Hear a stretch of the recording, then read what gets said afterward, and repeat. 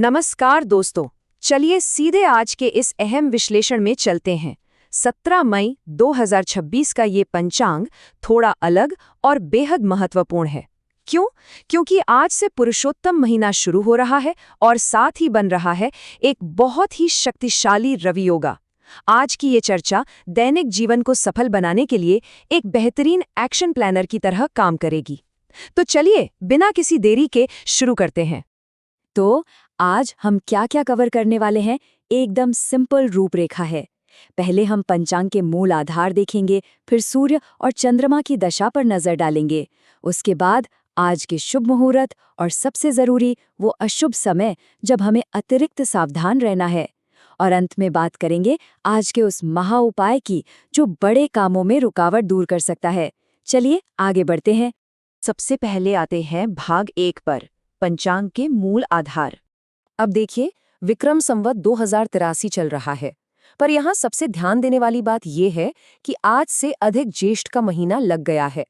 शुक्ल पक्ष की एक बहुत ही पॉजिटिव और वृद्धि वाली ऊर्जा चल रही है और प्रतिपदा तिथि रात 11:14 तक रहेगी।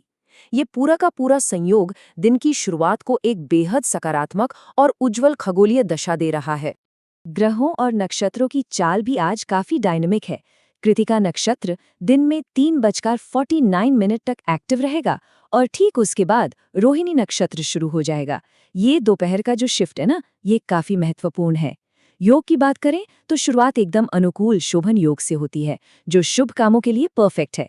बाद में अतिगंधा और सुकर्मा योग आएंगे, जहां थोड़ी अतिरिक्त सावधानी और बैलेंस रखने की जरूरत होती है। अब चलते हैं भाग 2 की तरफ, सूर्य और चंद्रमा की स्थिति। और ये बात सच में अद्भुत है। आज सूर्य और चंद्रमा दोनों ही वृषभ यानी टॉरस राशि में विराजमान हैं। इन दोनों मुख्य खगोलीय पिंडों का एक ही राशि में आराम से आकर बैठना अपने आप में एक ऐसी शांत और संतुलित ऊर्जा बनाता है जो दिन भर एक बहुत ही स्थिर फाउंडेशन देती है। टाइमिंग पर ध्यान दें तो आज सूर्योदय सुबह 5:29 पर और सूर्यास्त शाम 7:05 पर है। लेकिन सबसे हैरानी वाली बात क्या है पता है? आज कोई चंद्रोदय यानी मूनराइज है ही नहीं। जी हाँ, आज सिर्फ चंद्रास्त होगा जो रात 8:02 पर तय है। तिथियों और गणित का ये खेल वाकई में कितना दिलचस्प होता है ना। अब आते हैं दिन के सबसे एक्शन ओरिएंटेड हिस्से पर, भाग 3, आज के शुभ मुहूर्त। किसी भी बड़े काम की शुरुआत के लिए आज कई बेहतरीन विंडोज अवेलेबल हैं। जैसे अध्यात्म या पढ़ाई के लिए सुबह 4:05 का ब्रह्म मुहूर्त सर्वश्रेष्ठ है। ठीक दिन के 11:50 पर अभिजीत मुहूर्त शुरू होता है। और मान लीजिए अगर कोई कानूनी या लीगल काम करना है तो ठीक 2:33 पर शुरू होने वाला विजय मुहूर्त सबसे अनुकूल रहेगा। वहीं रात में पूजा पाठ के लिए प्रदोष और निशिता काल बेस्ट माने जाते हैं।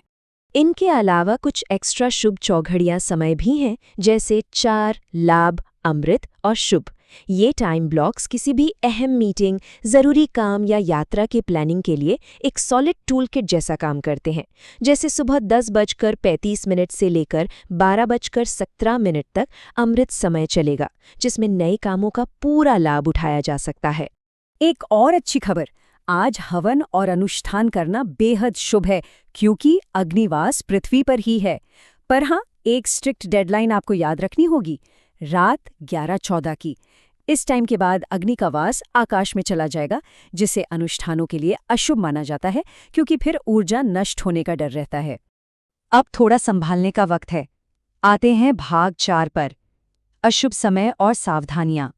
कहा जाता है ना कि सावधानी हटी दुर्घटना घटी, तो कुछ वक्त को बिल्कुल नजरअंदाज नहीं करना है। शाम 5:23 से लेकर 7:05 तक राहु काल रहेगा, जिसमें नए काम एकदम निषेध हैं। साथ ही आज दिशाशूल पश्चिम यानी वेस्ट डायरेक्शन में है। इसका सीधा सा मतलब ये है कि नकारात्मक ऊर्जा से बचने के लिए आज पश्चिम की तरफ सफर करने से पूरी तरह से बचना चाहिए। एक और बेहद जरूरी सावधानी इस गोधूली मुहूर्त को समझना है, शाम 6:53 से लेकर 7:17 तक। दोस्तों, ये सिर्फ 24 मिनट की छोटी सी विंडो है, पर इस वक्त घर में झाड़ू लगाना, खाना खाना और सोना सख्त मना है। कहा जाता है कि इस संध्या काल में ये काम करने से माँ लक्ष्मी नाराज हो सकती हैं और घर में धन धान्य आने में रुकावट पैदा हो सकती है। चलिए, अब मूड को थोड़ा अपलिफ्ट करते हैं और आते हैं भाग 5 पर, आज का महा उपाय। क्या सरकारी या ऑफिशियल कामों में लगातार रुकावटें आ रही हैं? मतलब लाख कोशिश करने के बाद भी फाइल्स आगे नहीं बढ़ रही या देरी हो रही है? तो टेंशन लेने की बिल्कुल जरूरत नहीं है। इसका एक बेहद असरदार और प्रभावी हल मौजूद है।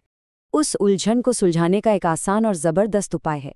पहला कदम, बस थोड़ा सा गुड़ और चावल लीजिए। दूसरा कदम, आज रविवार का दिन है, इस मिश्रण को बहते हुए जल में प्रवाहित कर दीजिए। सुनने में एक बड़ा छोटा सा लगता है, पर सरकारी आचरणों और प्रशासनिक उलझनों को दूर करने के लिए ये एक अचूक और सीधा उपाय माना जाता है। और एक आखिरी टिप, घर से किसी भी जरूरी काम के लिए निकलने से पहले एक छोटी सी बात का ध्यान रखना जादू की तरह काम कर सकता है। आज का शुभ खाद्य है पान। जी हाँ, सिर्फ पान का एक छोटा सा टुकड़ा खाकर घर से निकलने पर आज के कामों में पॉजिटिव रिजल्ट आने की और सफलता मिलने की संभावना काफी हद तक बढ़ जाती है। ट्राई जरूर कीजिएगा। तो दोस्तों, इस रोचक चर्चा को एक प्रभावशाली सवाल के साथ खत्म करते हैं। आज का ये शक्तिशाली रवि योगा और पुरुषोत्तम महीने का संयोग हमारे आने वाले पूरे हफ्ते को आखिर कैसे आकार देगा? आज की इन अद्भुत ग्रहीय ऊर्जाओं का प्रभाव वाकई असाधारण है और ये आने वाले दिनों की एक सॉलिड नींव रखता है। इस जानकारी का पूरा फायदा उठाइए और अपनी दैनिक योजना वाइजली बनाइए। ऐसी ही सटीक और मज़ेदार जानकारियों के लिए आगे भी जुड़े रहें।